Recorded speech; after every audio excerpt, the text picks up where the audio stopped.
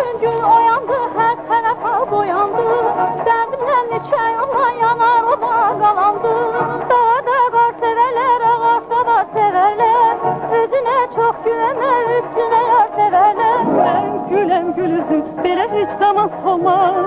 Mənim kimi gözəli belə sevməmək olmaz, sevməmək olmaz.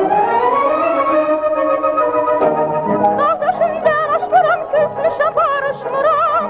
Babadan gözəl mənim var ki, heç danışmıram. Biz gülü gözünün heç zaman olmaz.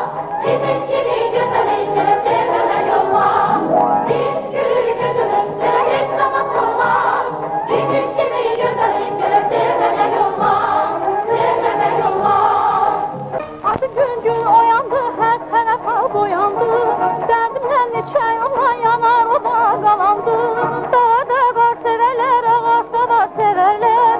Özüne çok güvenme, üstüne yar severler. Ben gülem gülüzüm, belə heç zaman solmaz.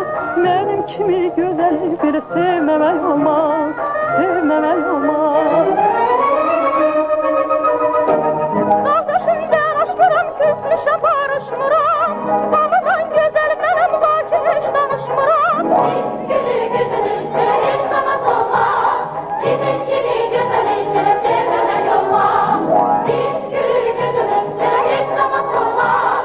Bizim gibi gözəli sevməmək olmaz. Sevməmək olmaz. Barışmıram, babadan gözəl mənim var ki, heç danışmıram. Biz gülü gözünün